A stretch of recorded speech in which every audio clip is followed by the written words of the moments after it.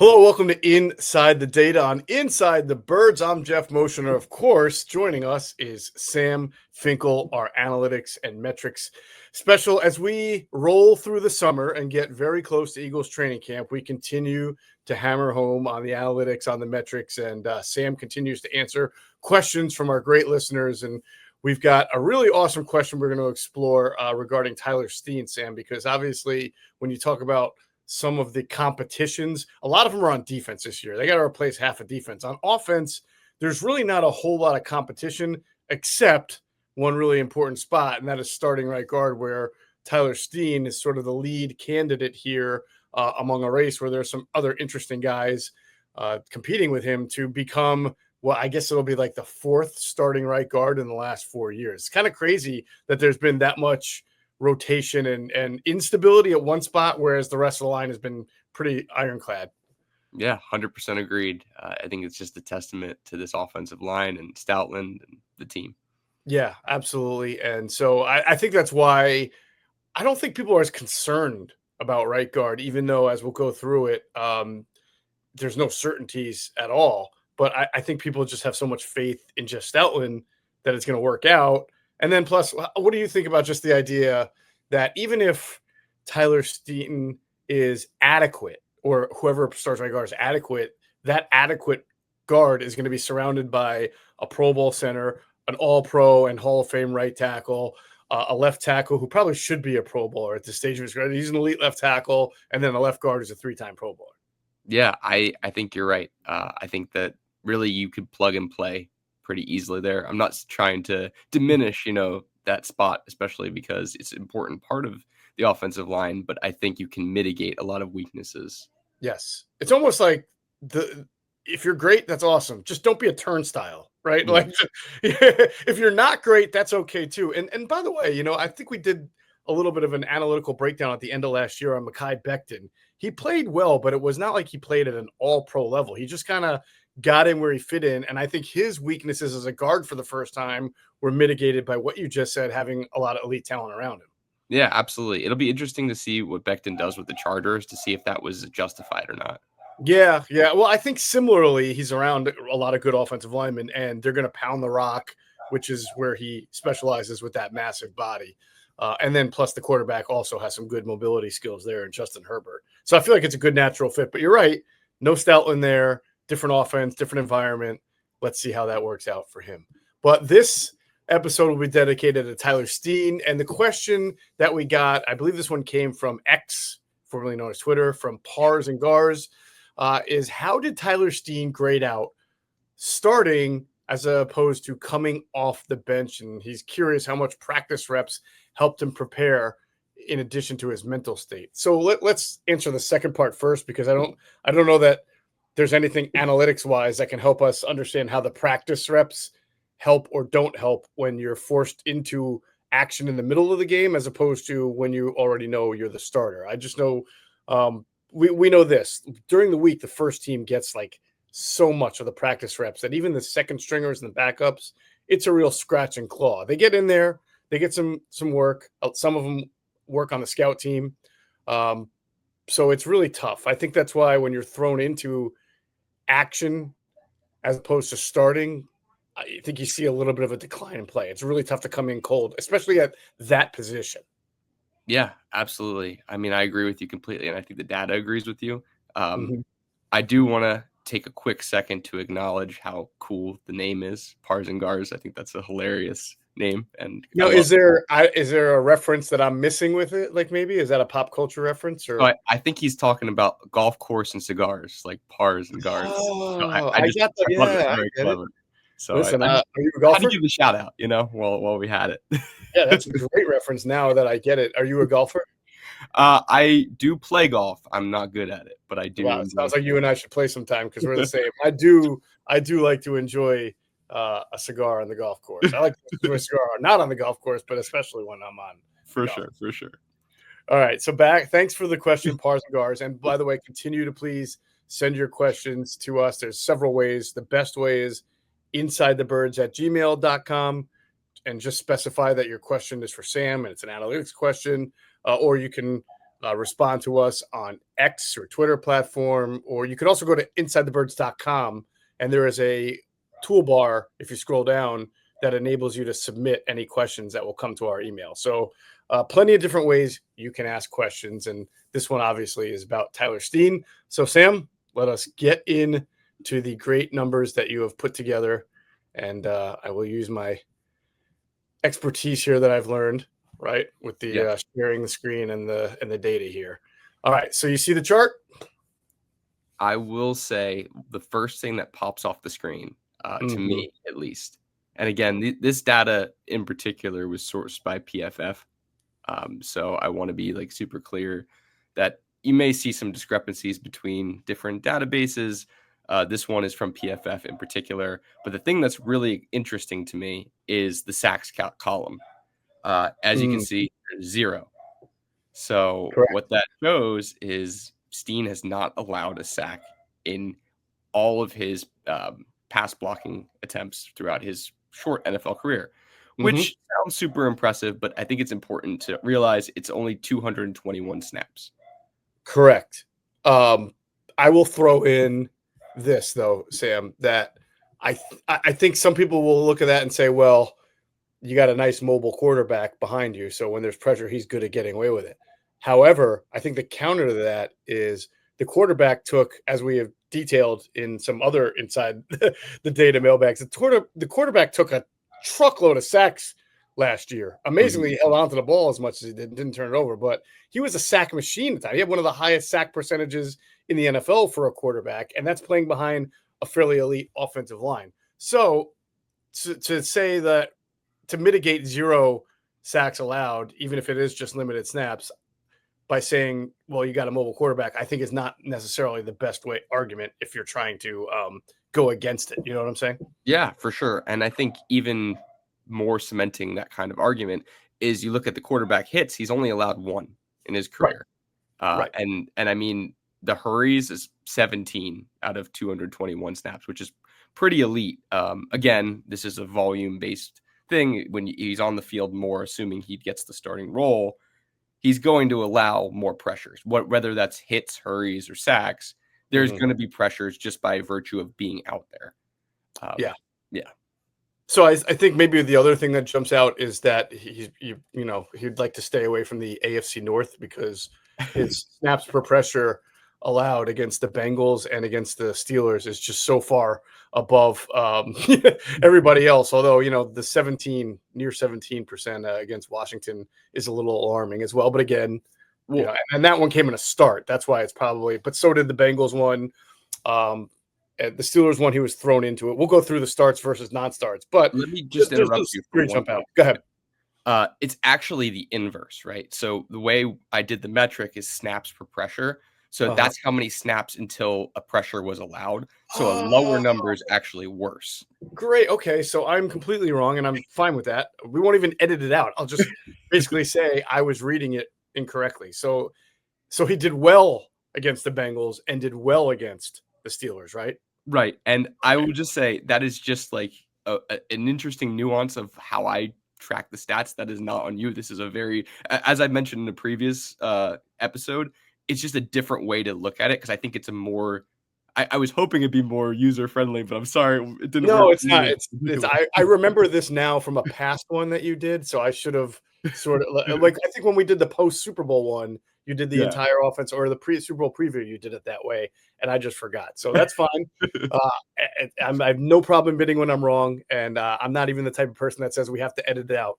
I like the continuous conversation about it. So that's good. So those numbers reflect good numbers. We see the 6 pressures against Dallas in a start. And then we see also he allowed, really that would seem to be his worst one. And that was a start in week 9 against the Cowboys, right? A lot of his Dallas games are not great. So if you look at all the Dallas ones, it's 5.83, 2.0, 3.0. It's against Dallas. It seems like he's had some trouble, which kind of makes sense because their defensive line is pretty solid. So this even goes back to his rookie year. He started, if you remember, I think a Sunday night game against the Cowboys. I believe the Eagles won it, but I remember going through the film the next day, and I believe it was his first start too.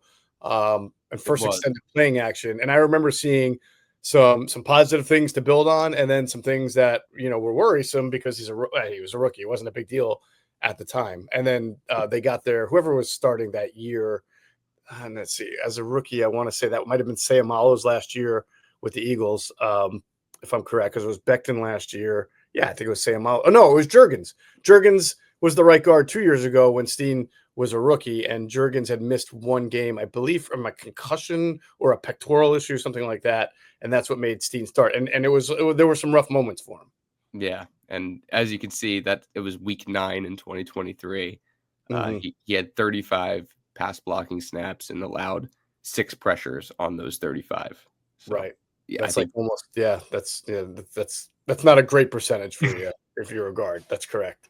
All right. So those were this first box that people are looking at. I mean, we tried to also talk about it for people who are only listening to the podcast, but that's what we would get from this entire breakdown of his snaps last year, whether he was starting or coming in. It's not a whole lot. It's only 221 snaps, and so the numbers, the percentages are gonna vary. But a game against Dallas where he allows 5 and 35, but then there's a game against New Orleans, right, where he plays 36 snaps and allows no hurries, no pressures, no sacks. And I remember that the Saints were a little beat up at the time, but I think they had all their defensive linemen in that game. So that's an impressive display for him there. sure 100. That was a What's game. interesting about that New Orleans one is that was not considered a start. Just by PFF, it was just considered a play. So, Right, right. He played 36. Now he played about half the game then. well, that was just pass blocking snaps, so he probably Oh, played that's most of the right. game. That's right. Yeah, he probably played. He did. He did. I recall. Yeah, All right, cool. Yeah, somebody left early. That would be, I can't, I think he might have played left guard that game. Dickerson may have come out, sure. or That sounds right. yeah, It- yeah. Either way, yeah. All right, so let's move to just when he was a starter. sure. Okay, so that was week 9 against the Cowboys, week 8 against the Bengals. I'm sorry, week 9 from 2023, I should mention. Last year, it was week 8 against the Bengals and week 18 against the Giants. That's when all the backups played. And then he played in the conference championship game, right, versus Washington, because was that when Dickerson played center, right? Because Yep. Jurgens was on the sideline with the back. Dickerson started at center, and Steen started at left guard. And then when when Dickerson got hurt, Jurgens just came back in and played center, and they won the game, obviously, in a blowout. What Yeah. jumps out to you from his starting stats? Yeah, well, I think it's interesting. I think first off that you pointed out that he played both left and right guard, and I think that's a nuance that people will often overlook. Mm-hmm. And because I mean, guard, right? It's you're doing the same thing, right? So left and right doesn't make a difference. But as you can see in a lot of NFL players' career, like having a side and going towards a certain direction does make an impact. So I think it's important while looking at these stats to recognize that he has played both sides, and these stats reflect both sides. Right. Right. So the Bengals, we know their defense isn't great.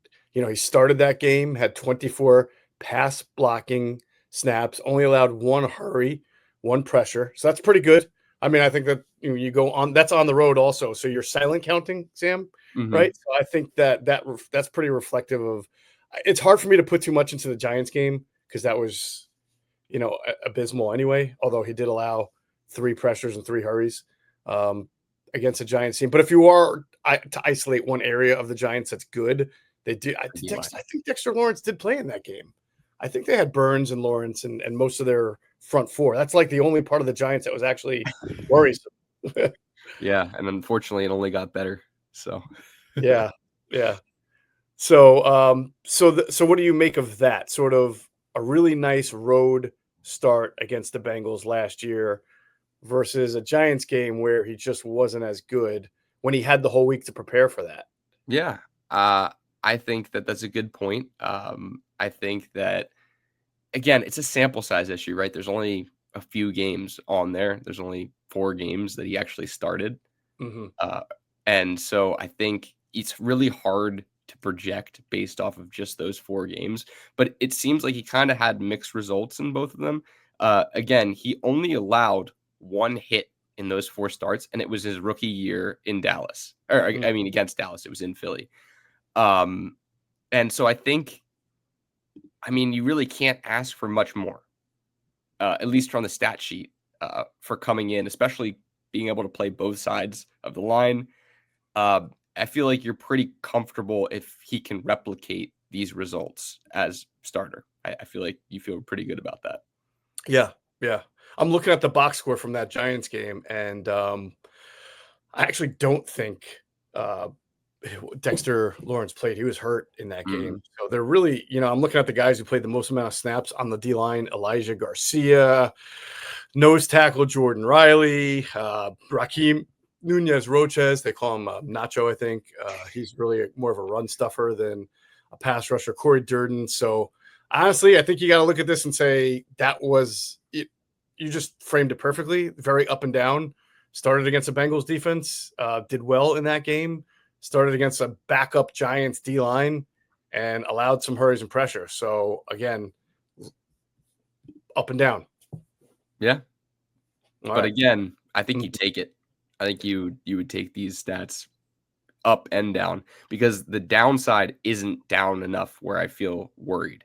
Right. Again, right. No sacks allowed. Only, even in the hurries and pressures that he allowed against the Giants, no hits. So no sacks, no quarterback hits. So I would agree with you that it wasn't a complete disaster. It's not like a Winston Justice replacing Trey Thomas type thing.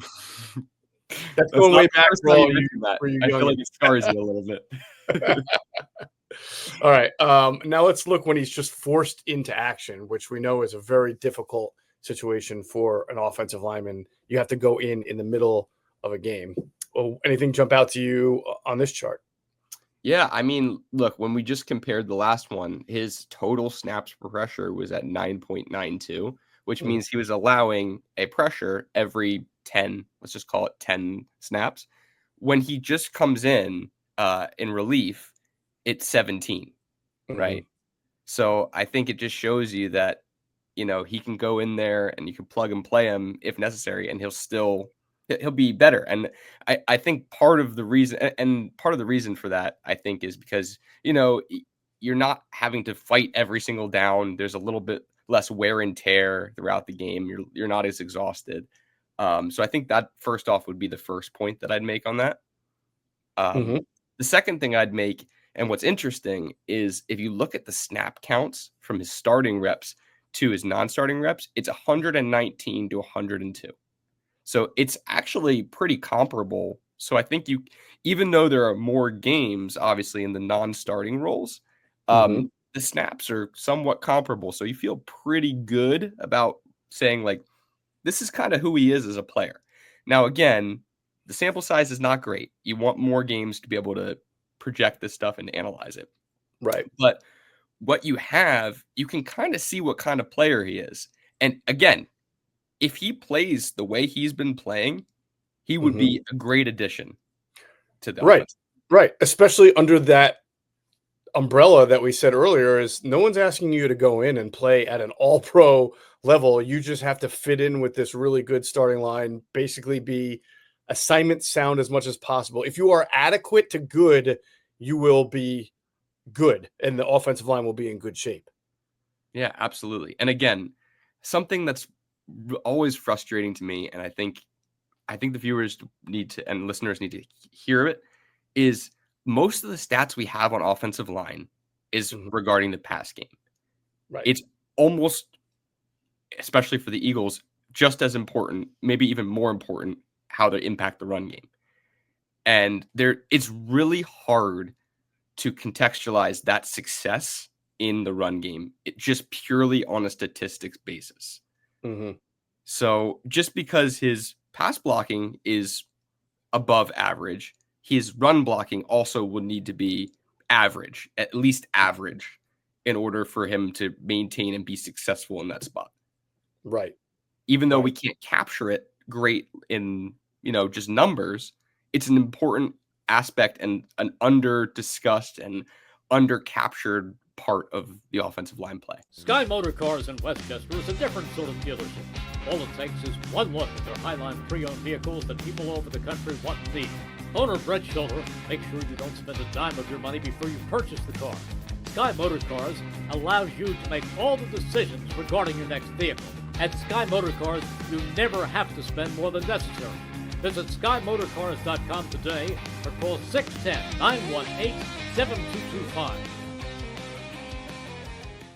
You know, I look at a situation, take the Pittsburgh game where he came off the bench, but he wound up playing quite a bit, 23 pass blocks alone. I'm sorry. Yeah, it's a non-start, right? And that's a really good front six, front seven, good pass rush. I believe Watt was hurt in that game, but they still have a bunch of guys. Keanu Benton's a tough interior guy. Cam Hayward, right? Another tough guy who can give you a lot of issues. And, you know, one hurry, one pressure on 23 snaps, pass block snaps. That's encouraging. And so you're going to see that. And then you're going to see Giants game where he plays 15 pass blocking snaps and gives up 2 pressure, 2 hurries and wonder what the heck. But the point you're making is, I think is solid, is it's hard to be a guy who starts sometimes and is a reserve sometimes because of all the practice that you're getting and not getting involved, and then all the rhythm you're getting in and not getting. You watched Mekhi Becton as the season went on get better because he was comfortable, he was settling in. And so I do think Tyler Steen, when all is said and done, when we have more of a sample size, and not just a sample size, but also it's linear. You started game 1, game 2, game 3, game 4, game 5.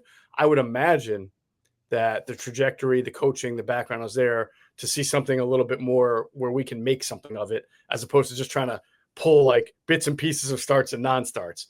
But the question was a good question, and we wanted to be able to frame it this way and show you that there are some really encouraging metrics here. And there are some metrics that say, all right, so maybe he might be a little inconsistent as you would expect, but there's nothing here that says disaster or nightmare. Also nothing that would make you say definite all pro. So we just need a little bit more of a sample size, and that's what we'll get in training camp and most likely into the season, I would think. Absolutely. All right. Great stuff. I think this helps put it in great perspective. I love seeing the numbers and the charts. Sam, you do a great job putting that together. And I think we are all looking forward to training camp and this great right guard battle between Tyler Steen, Kenyon Green. And I'll say this. Let's leave this on this. I want your opinion on this too. I feel like Matt Pryor, who didn't have a very good Eagles career, but seemingly has gone on, and I'm surprised that he's still in the league and played for 3 different teams and started. I feel like he shouldn't be counted out in this conversation. I think you can make an argument that Matt Pryor, a pretty convincing one too, and you don't even need data and metrics. Matt Pryor's had a better career so far than Kenyon Green. All right, everybody's talking about Kenyon Green versus Tyler Steen here, but Matt Pryor should not be discounted. Agree? Agreed. In fact, I think he could have, an edge potentially too, just because of, the experience. Right. And the versatility. He can play right tackle, right guard. He has played left tackle. That's not where you want him in the NFL. You'll notice when he has played left tackle, it's not been a good situation overall for the team. He was forced to do it. But yeah, that versatility alone gives him, I think, an edge over Kenyon Green, unless Kenyon Green becomes the guard that he was supposed to be. Yeah. And honestly, if anyone's going to unlock Kenyon Green, JeffStoutland. So. All right. So that makes this 3-horse race a really interesting one in training camp. That's going to do it for this Inside the Data with Sam Finkel. I'm Geoff Mosher. Thank you all for watching. We'll catch you on the next one.